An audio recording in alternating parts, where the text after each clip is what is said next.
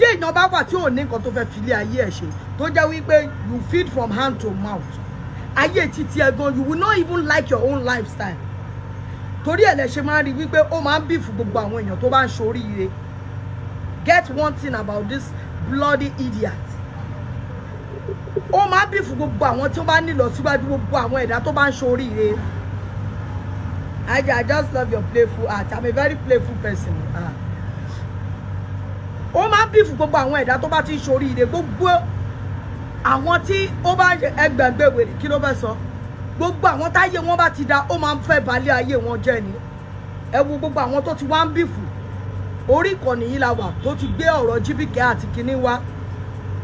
Jíbìkẹ́ graduate ó lọ school ó bímọ ó tún bímọ míì ayé ẹ̀ tòrò tẹ́ bá gbọ́ iṣẹ́ tí lady yẹn ń ṣe nílùú òyìnbó a well paid job ìwọ tó sì jókòó sójú kan tó sì criticize èèyàn tó ń ba ayé àwọn èèyàn jẹ́ tó ń ba ayé àwọn èèyàn jẹ́ every blessed day ó kúrò ní ojú kan orí 10k challenge yìí náà ló ṣe wà ibì kan náà lọ ti bá ẹ ò ní lọ síwájú ò níwájú ò ní lẹ́yìn ayé ò dùn kò tóró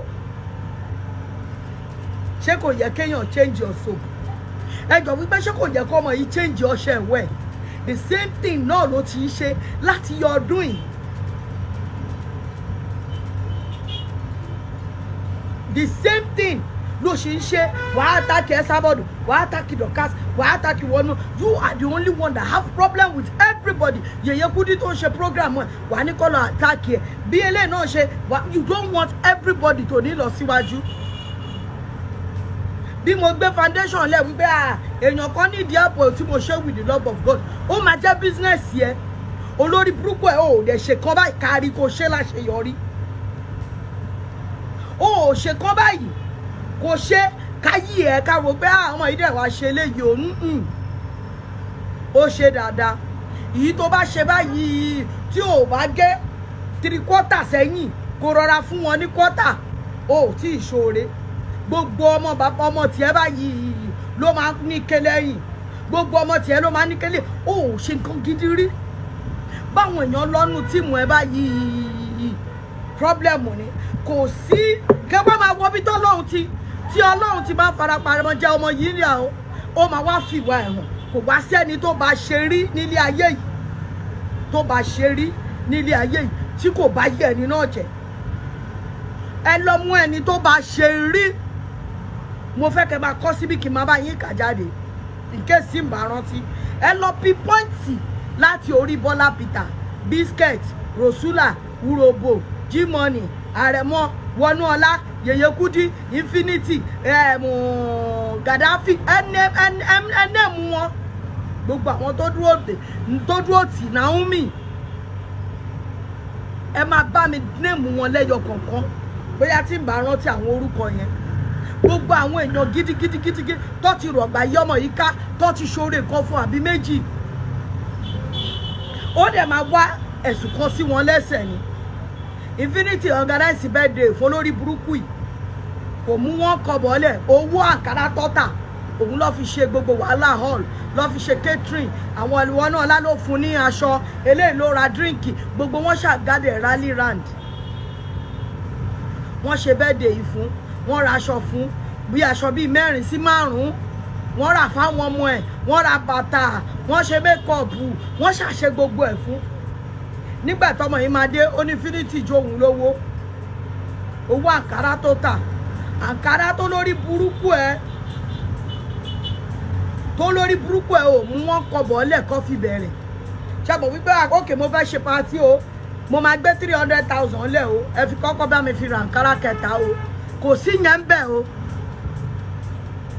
kò sí yẹn ń bẹ̀ ká tó wá bọ́ sórí voice o torí mo wà lórí Facebook látànà mi ò rẹ́ni tó ṣe ṣàfún analysis show yẹn bóyá èèyàn miss àwọn point tó wà lórí ẹ̀ so máa wá bá yín analyze ẹ̀ máa wá máa show yín láwọn fídíò yẹn máa sọ nípa àwọn gbogbo àwọn nǹkan tó try láti manipulate fún yín ẹ má jẹ́ kéèyàn kan máa lo manipulative tactics fún yín ní orí social media yìí ẹ má jẹ́ kí àwọn àfọ̀rọ̀ ọ̀yàyà bá yí ẹni jẹ́ kó máa ṣe fún yín wípé kíní kọ́ dẹ̀ máa bá yí ayé yín jẹ́ ẹ say no to it ẹ má jẹ́ káwọn èèyàn máa manipulate yín pẹ̀lú stupid IQ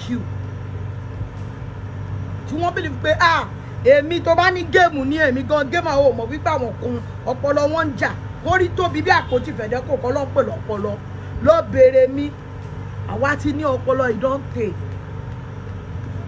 ìdọ́ǹtè we be brain box ó mọ̀ nǹkan tó ń pè ní brain box mo máa study ni I study very well. If you go and look at my history, èmi ò kí ń bọ́ tà láti kọ́kọ́ máa bọ́ sọ̀rọ̀. No, I don't just talk for the sake of wípé mo sọ̀rọ̀. If you know me very well, I will not come out just because èèyàn sọ̀rọ̀. You know ọ̀rọ̀ burúkú àwọn ọ̀rọ̀ tó jẹ́ wípé I will just give you one or two. Ọmọ ìyá, you go eat you bad for your body. You go know how it feel. Torí ẹ̀ mo máa ń watch ọ̀rọ̀ mi. I pick my words. I don't just come out and be talking jargons all the name of people should know that I talk. No, I don't do it. Èmi máa ń ṣe kí ni mo máa ń study.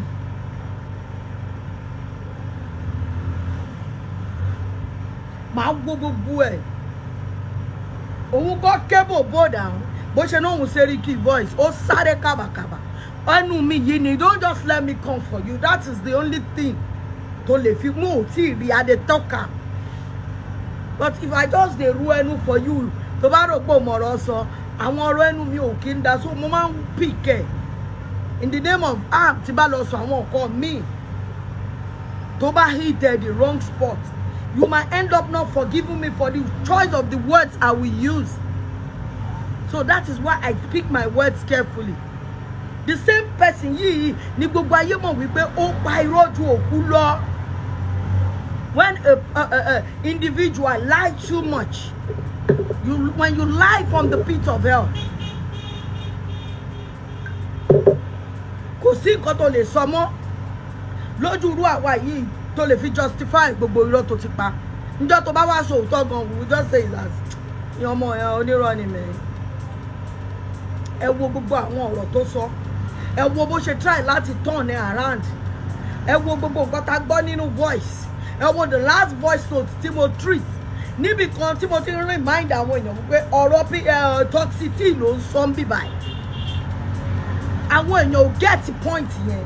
Kò sí ẹni tí ò lè sọ̀rọ̀ ẹ̀. Bí toxicity ṣe súnmọ́ tó tí ẹ bá gbọ́ nǹkan tó sọ nípa toxicity. Èlérò ẹ̀ lẹ́gbọ́ níjọ́ tí mo treat tí mo sọ wípé òun ló sọ fún toxicity wípé toxicity náà lọ gbowó lọ́wọ́ Rosula wípé níjọ́ wedding ẹ̀ wọ́n pọ́n àwọn nǹkan wá wọ́n fún ní nǹkan toxicity náà alátẹnujẹ ni. You can hear it from the VN. A lot of people but even Soji gan pick ibẹ̀ but tora wa ti mọ̀.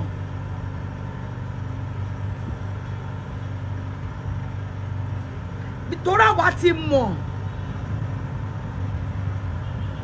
wípé ọ̀rọ̀ yẹn a ti gbọ́ tẹ́lẹ̀ la fi tètè pick point ẹ̀.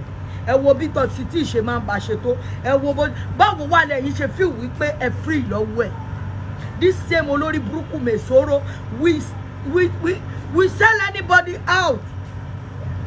Ẹ mọ̀ ẹyẹ yín tó ti bàjẹ́ ni. Come back. Thank you so much for watching. See you next time. Bye for now.